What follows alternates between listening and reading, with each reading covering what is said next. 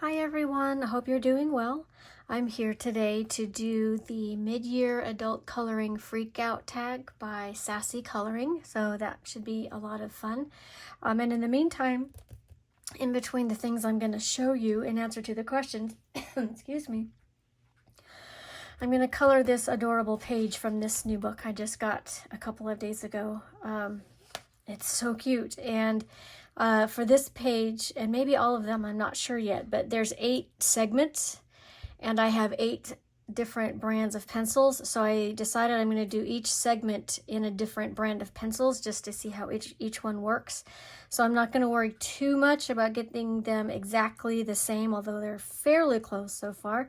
I just want to see how the pencils work and kind of, just have a little bit of fun with it. So with that said, let's get started answering the 10 questions. The first question actually does have something to look at, so I'm going to pull it over here. It's the best picture that you colored, or the best page so far this year, and I may be cheating, but it's a double page spread from the Wild Mouse Yururi's travel sketchbook, I think is the name I see translated the most often. I'm not sure if exactly right, but it's nothing fancy, but I love flowers, and I love all different kinds of flowers, so I love that there was just the opportunity to put so many different colors together. And I remember when I colored it, Yururi just looked so happy to be running outside on a new adventure, and at the time I was definitely ready for an adventure, so that definitely fit the mood that I was in at the time. So that is my favorite page or pages so far this year. So that is the answer to the first question. The next question is, what is your most colored book this year? And it is, for me, it is it's Europa by Rita Berman, and it's because that's my travel book. I have a specific project going on with it, so I color that when I am in, at a coffee shop or waiting at the doctor's office, if I know I'm going to have to wait a while, or, various places like that, or if I go on vacation. So that is my most colored book. And I should have written down the number of pages I've colored in it so far, but I didn't. So it is I've probably colored 10 pages so far this year, maybe more. I will go look that up after I'm done filming and put it on the screen for you because I forgot that. The next question is a newly released book you haven't colored in yet, but want to. And that's a little tricky for me because I'm trying to really limit how many books I buy. I counted right before this video, and I think I'm at 44 books. And I know that's nothing compared to many of you, but it's way more than I ever anticipated I would ever own. And so I am trying to be real picky and selective about what I buy, and it's got to be new purchases now have either got to be an artist that I really, really love, or something really unique that I haven't seen before. So I can't think of any book that's been released this year that I really wanted and haven't bought yet. And all of the ones that I have bought, I've colored in. This one is one of them. I just got this one and now I'm coloring in it. So I have to say no, there's not a newly released book that I haven't colored in yet, but want to. The most anticipated release of the second half of this year. Well, because of my answer from before, the list is very short. I'm not even sure what all is scheduled to be released this year, but the only one I know about that I've already pre-ordered is the Small Victories by Johanna Basford that comes out later this year. I'm looking forward to it mostly because when I'm done with Europa, I'll need another easily portable traveling book, and I think that will fit the bill really nicely. I don't tend to need a book that has a lot of small things in it just because, I think a lot of people will like it Excuse me while I sharpen this pencil. I'll probably mute this out.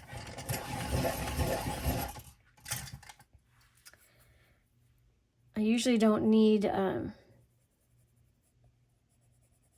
something small to color quickly. That usually doesn't bother me. So that's, but I know that's what it's kind of designed for, just short little spurts of coloring. But so I don't really need it for that. But mostly I just want it for being able to travel around it with it. And I'll probably do something similar with that I did with my Europa book, and dedicate a page that for other people to color in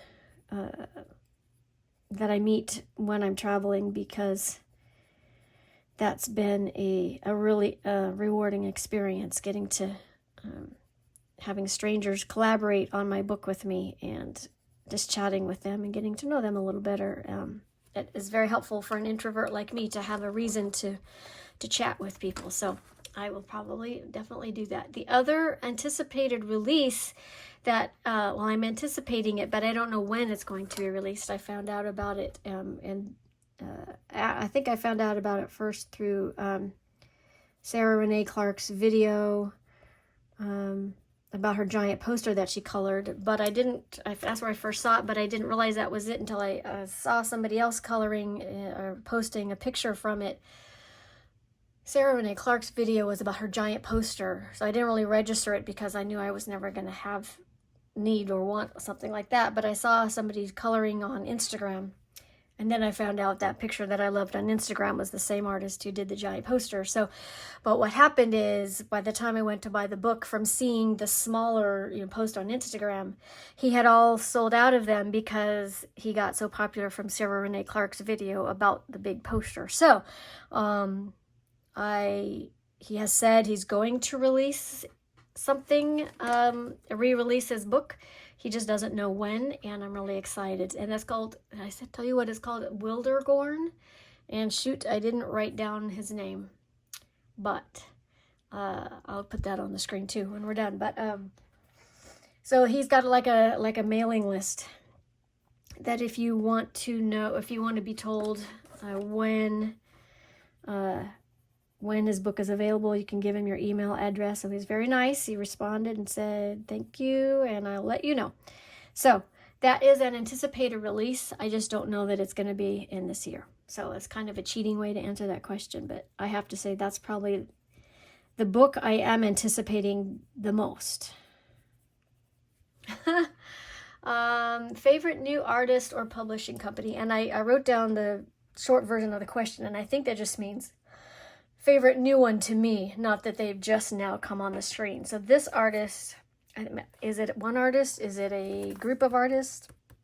Good Wives and Warriors, I'm not sure. I'd heard about them and their stuff before, but it wasn't until I saw somebody post about this book that I was like, I've got to have that one. So this is my new favorite one. It's To the Ends of the Earth and Back Again by Good Wives and Warriors. And it's so unique to me because, you saw it looks like it's this shape, but then you open it, it's this way, and it folds out into one long page.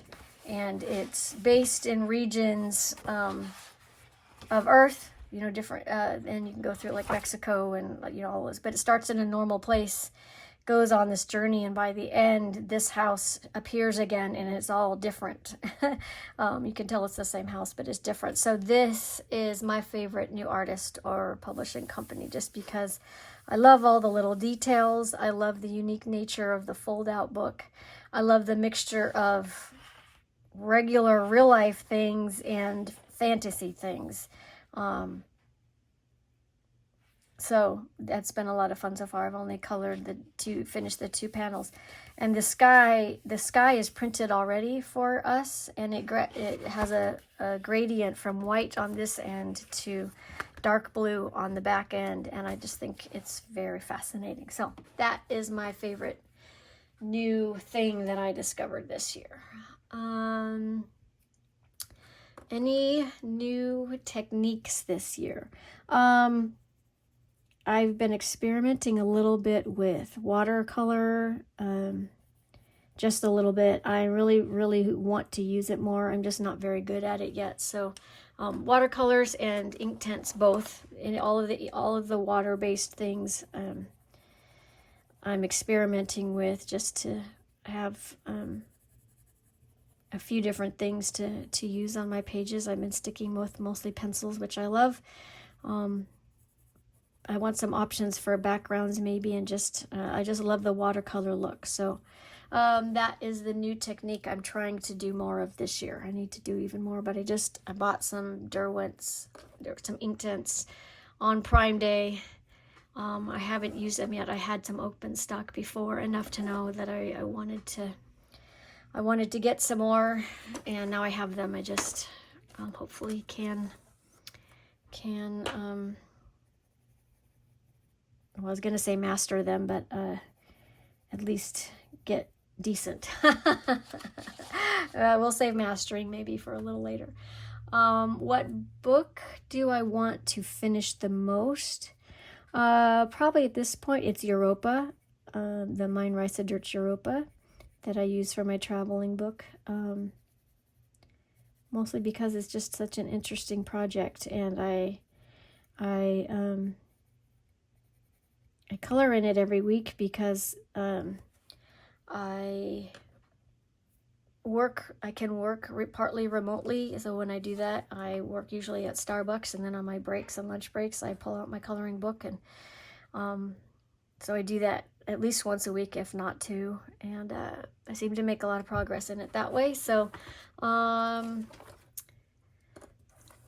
yeah, I don't know that I will finish it this year, but that's the one that I'm making the most steady progress towards finishing.